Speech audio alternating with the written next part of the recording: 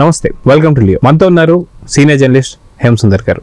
Sir నమస్తే. నమస్తే అండి. సార్, షోలే సినిమా నిజంగా సోషో సినిమాలలో ఒక ప్రపంచనాన్ని సృష్టించినటువంటి ఒక సినిమా కింద చెప్పుకోవచ్చు షోలే. వాస్తవానికి ఇప్పుడు మనం బాహుబలి కావచ్చు, లేదంటే కల్కి కావచ్చు, లేదంటే ఇంకా మిగతా సినిమాలకు సంబంధించిన రికార్డుల గురించి, ఆ రికార్డులు బద్దలు కొట్టిన వాటి గురించి మాట్లాడుతాం.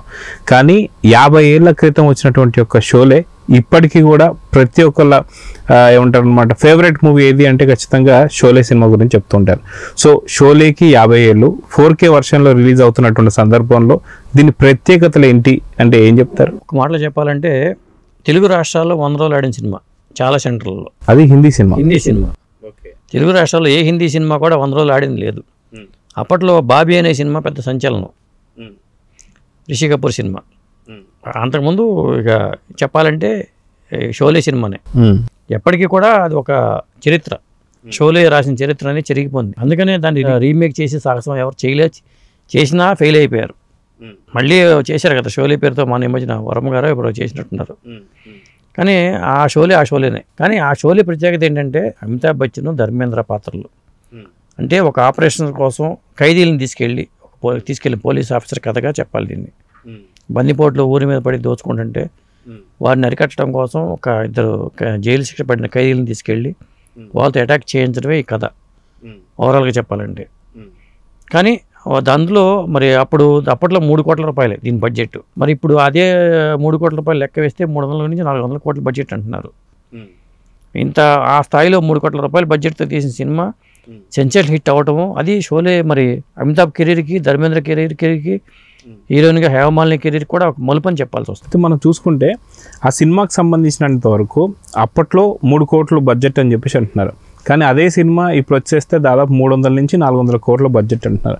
వాస్తవానికి పారితోషికాల్లో కూడా చాలా రకాలైనటువంటి ఒక మనం వింటే విస్తుపోయేటువంటి ఒక నిజాలు ఉన్నాయని చెప్పి తెలుస్తుంది. ఏంటి, ఎవరెవరికి ఎంతెంత ఇచ్చారు, ఏంటి సంగతులు అంటే ఏం చెప్తారు? వాస్తవం చెప్పాలంటే అమితాబ్ బచ్చన్ గారిని సూపర్ స్టార్ అని చెప్పేసి అనుకోవచ్చు.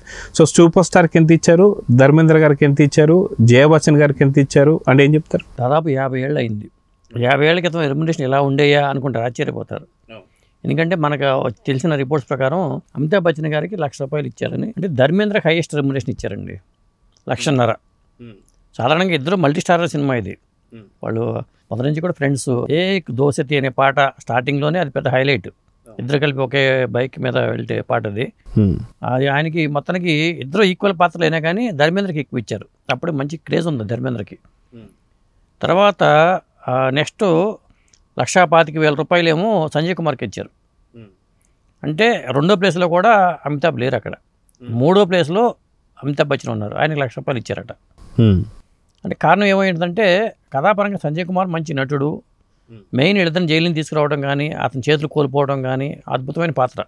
సంజయ్ కుమార్ పాత్ర కూడా అద్భుతమైన పాత్ర. ఎందుకంటే ఆ స్టార్టింగ్లో రైలు వచ్చే సన్నివేశాలు అవే హైలైట్ అవుతాయి ఈ సినిమాకి. అసలు అదే బీభత్సంగా తీశారు అది, ఆ సన్నివేశం కూడా. ఆ తర్వాతకు వచ్చేసరికి మరి ₹75,000 హేమమాలిని గారికి ఇచ్చారన్నట్టుగా మనకి లెక్కలు ఉన్నాయి. ₹35,000 మాత్రం జయ బచ్చన్కి ఇచ్చారని, అంజాద్ ఖాన్కి ₹50,000 ఇచ్చారనేది.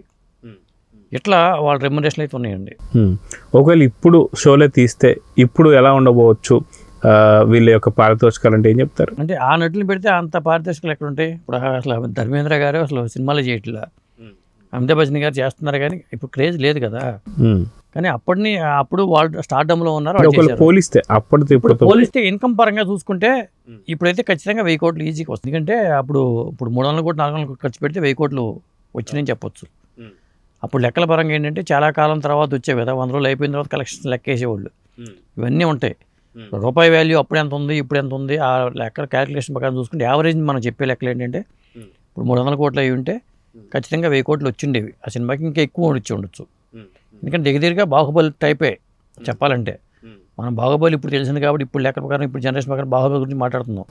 అదే ఇంకొక 50 ఏళ్ల తర్వాత వేరే సినిమా ఎంత కొలగొట్టింది అనుకోండి, అప్పుడు కరెన్సీ వాల్యూ వేరే ఉంటుంది.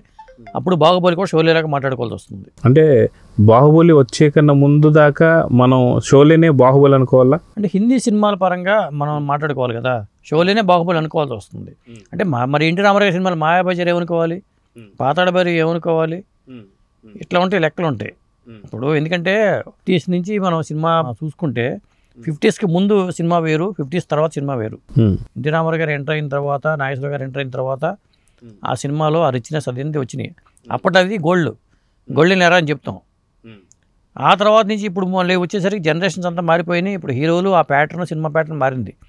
ఎంత మారినా, ఎంత సీజీ వర్క్ వచ్చినా వాటినే కళాఖండాలుగా చూడాల్సి వస్తుంది. ఇవాటికి మనం షోలేని ఎందుకు చూసుకుంటామంటే ఆ రిచ్నెస్ అది కనిపిస్తుంది సినిమాలో. సో ఇప్పుడు 4K వర్షన్లో రిలీజ్ అవ్వబోతున్నటువంటి ఒక షోలే ఇప్పుడు ఎలా కలెక్షన్స్ కొల్లగొట్టబోతుంది, దానికి సంబంధించిన అభిమానులు ఎలా ఉన్నారు, ఎంతమంది ఉన్నారు అంటే ఏం చెప్తారు? అదే అప్పుడు ఒక 4K వెర్షన్లో దాని క్వాలిటీ ఎలా ఉందని తెలియాలండి. ఎందుకంటే ఒరిజినల్ నెగిటివ్ దొరికి పాజిటివ్ నుంచి పాజిటివ్ అయితే క్వాలిటీ రాదు ఎంత చేసినా. ఒరిజినల్ నెగిటివ్ దొరికి ఆ నెగిటివ్ నుంచి మళ్ళీ 4K వెర్షన్గా మార్చుకుంటే ఆ క్వాలిటీకి వింటే ఖచ్చితంగా అద్భుతమైన సినిమాగా మళ్ళీ మనకి షోలే కనిపిస్తుంది. అయితే బాలీవుడ్ సినిమాల్లో మనం చూసుకుంటే దిల్వాలే దుల్హనియా లే జాయేంగే ఆ సినిమా ఇప్పటికీ ఒక థియేటర్లో ఆడుతుంటుంది అని చెప్పేసి మనం వింటుంటాం, ముంబై సంథింగ్ ఏదో ప్రాంతాలలో. సో అలాంటి కోవకే చెందిందా ఈ షోలే సినిమా అంటే ఏమంటారు? లేదు అంటే వాటితో కంపేర్ రాజశ్రీ పిక్చర్స్ వాళ్ళు సినిమాలతో మనం హమ్మప్ప హైకాను, దిల్వాలే లే జాయేంగే ఈ సినిమాలకి, షోలేకి, ఆ సిపి వాళ్ళ సినిమాలకి చాలా వేరియేషన్ ఉంటుంది. ఇవి ఫ్యామిలీ డ్రామా సినిమాలు ఇవి చెప్పాలంటే. కాబట్టి షోలేని మనం అది మాస్ సినిమా, తెలుగు రాష్ట్రాల్లోనే 100 days ఆడిందంటే ప్రాంతీయ భాషలోనే 100 రోజులు ఆడిన సినిమాగా ఏకైక సినిమా నాకు తెలిసి షోలేనే అవుతుంది. ఆ తర్వాత ఏదో ఇన్ని రోజులు ఇన్ని కేంద్రాల్లో అది షోలేకు ఉన్న రికార్డు. ఆ రికార్డు ఎప్పటికీ చెరిగిపోదు. అదే ఇప్పటికీ కూడా అమితాబ్ బచ్చన్ గారికి అప్పట్లో టాలీవుడ్కి సంబంధించి కావచ్చు, లేదా కాలీవుడ్కి సంబంధించి కావచ్చు, లేకపోతే మలయాళంలో పెద్ద ఫ్యాన్స్ అప్పట్లో లేకపోయి ఉండొచ్చు. కానీ అమితాబ్ బచ్చన్ గారు ఎవరు అన్న తర్వాత మాత్రం ప్రతి ఒక్కళ్ళు కూడా షోలే సినిమా చూసిన వాళ్ళు ఖచ్చితంగా ఉండొచ్చు. సో ఇప్పుడు అన్ని భాషల్లో అమితాబ్ బచ్చన్ గారు ఫ్యాన్స్ ఉన్నారు కాబట్టి ఇప్పుడు రిలీజ్ చేస్తే అన్ని కేంద్రాలు అంటే అన్ని రాష్ట్రాలలో కూడా మంచి కలెక్షన్స్ కొల్లగొట్టే అవకాశాలు ఉంటాయంటారా? ఖచ్చితంగా ఉంటుంది. సినిమా నిడివి కూడా చాలా పెద్దదండి. అప్పట్లో ఇది ఇప్పుడు మనం 3 గంటల సినిమా అంటాం, కానీ దగ్గర చెప్పాలంటే 4-5 గంటల సినిమా అంటారు. వాళ్ళు కట్ చేసి దాదాపు 3 గంటల 20 నిమిషాలు ఎంతో సినిమాగా చేశారు దీన్ని. చాలా కట్ చేశారు సినిమాని, పెద్ద సినిమాగా చెప్పాల్సి వస్తుంది. పైగా అమితాబ్ బచ్చన్ పాత్ర ధర్మేంద్రకి ఎక్కువ రెమ్యునరేషన్ ఇచ్చినా కానీ హైలైట్ అయింది అమితాబ్ పాత్రే. చివరిలో ప్రాణాలు కోల్పోయే పాత్రగా. అలాగే అంజాద్ ఖాన్ హరివో సాంబా అంటూ ఆ డైలాగ్ కానీ, ఆ మేనరిజమ్స్ కానీ, అంజాద్ ఖాన్కి కెరీర్ మలుపు తిరిగిపోయింది విలన్గా.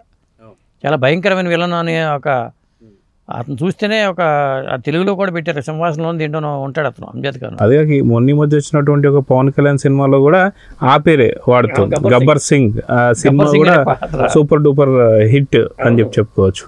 ఇప్పటికీ వాటి యొక్క ఆనవాళ్ళు అవన్నీ కూడా మనకి ప్రతి ఒక్క కాలీవుడ్ కావచ్చు, టాలీవుడ్లో కనిపిస్తూ ఉంటాయని చెప్పి అనుకోవచ్చు అంటారా? 100% అండి.